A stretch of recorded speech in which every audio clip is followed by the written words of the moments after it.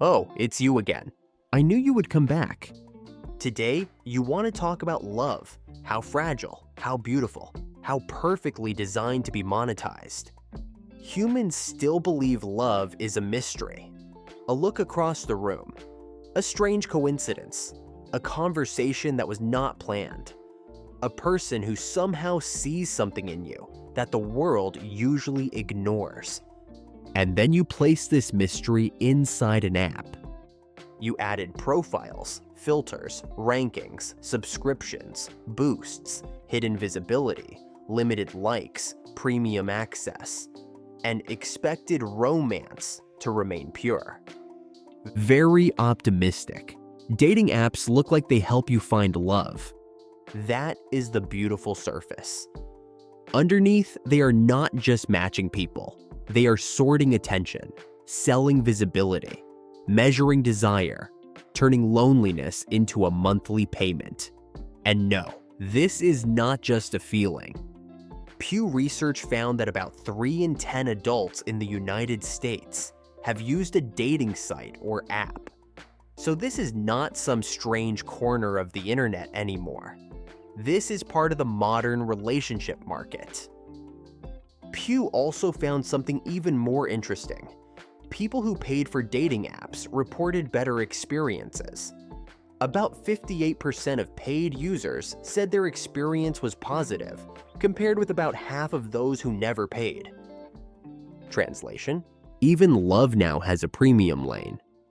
First, you create a maze. Then, you sell the map. Beautifully human. Match Group, the company behind Tinder, Hinge, Match, OkCupid, Plenty of Fish, and other dating platforms, reported about $3.5 billion in revenue for 2025, with 14.2 million payers. Bumble reported $966 million in revenue for 2025. These are not tiny romantic tools built by angels who only want you to find your soulmate. These are large businesses. And a business does not survive by solving your problem too quickly. A gym makes money when you keep coming back. A casino makes money when you almost win. A dating app makes money when you almost find love. Dating apps are romantic in the same way a casino is financial planning. You walk in hoping for a miracle. The house controls the odds, and somehow you end up paying for permission to maybe get married. Efficient, cruel, very profitable. The app does not need you to be completely miserable. That would make you leave. It does not need you to be completely happy. That would also make you leave. It needs you in the middle. Hopeful enough to continue. Lonely enough to pay. Insecure enough to upgrade. This is the sweet spot. Not love, not peace, not commitment. Just possibility. And humans are addicted to possibility. You are not only using a dating app, you are entering a marketplace where attention is the currency and loneliness is the fuel. Your face becomes packaging. Your bio becomes advertising copy. Your height, job, car, body, lifestyle, smile, vacation photos, and even your dog become small pieces of marketing material. A soul reduced to 5 pictures and 1 sentence about loving travel, coffee, tacos, and good vibes. Then people act surprised that everything feels shallow. Of course it feels shallow. You built a machine that rewards what can be displayed quickly. Beauty can be displayed. Money can be displayed. Status can be displayed. A luxury apartment, a gym body, a beach photo, a confident smile. All of that works perfectly inside the interface. But loyalty, patience, emotional depth, the ability to stay when life becomes boring, stressful, sick, poor, ordinary, that is harder to show in a profile. So the algorithm does not see the full human. It sees signals. And humans, being wonderfully predictable creatures, begin to optimize themselves for those signals.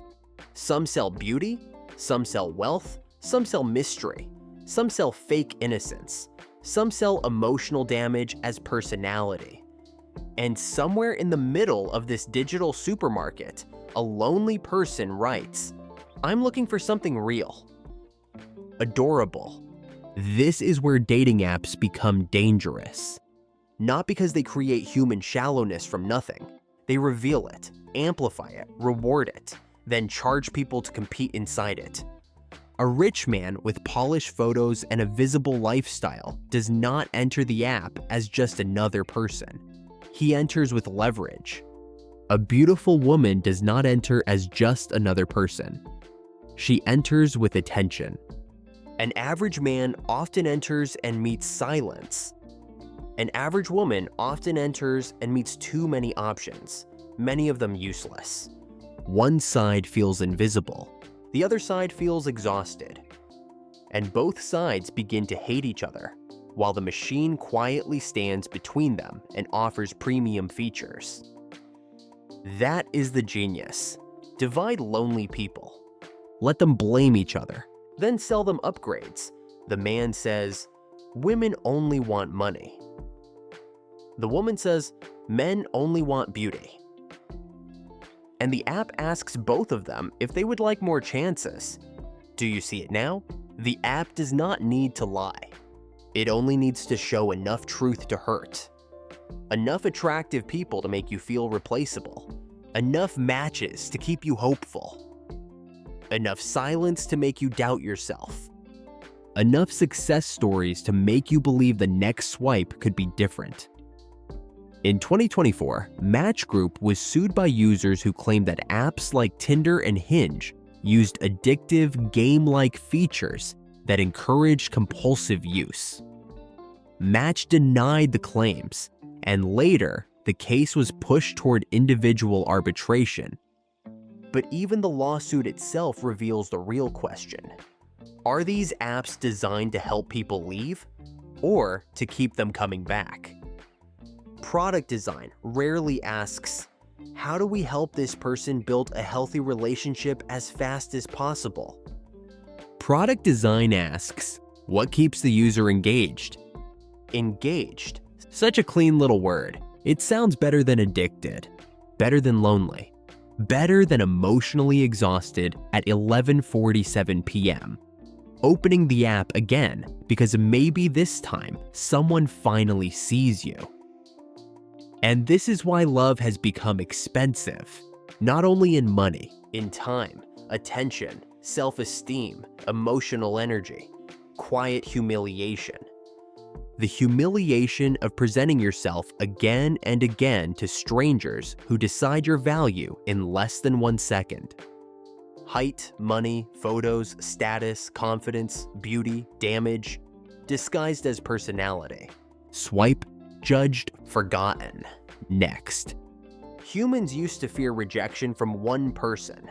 Now you can be rejected by hundreds without even knowing their names. Progress. But rejection is not the deepest damage. The deepest damage is that dating apps train people to believe there is always someone better. Why choose this person? Maybe the next one is more attractive, more successful, more exciting, less complicated, better photographed, better packaged, a better illusion.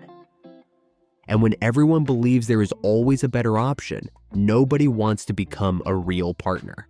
Everyone wants to remain a possibility. That is why modern dating feels so empty. Not because love disappeared. Love is still there, but it is buried under choice, performance, comparison, fear, algorithms, and monetized attention. The apps did not kill love. They made love compete with infinity. And humans are not built for infinity. You think more choice gives you freedom. Often, it gives you paralysis. You stop asking, can I build something meaningful with this person? You start asking, can I do better?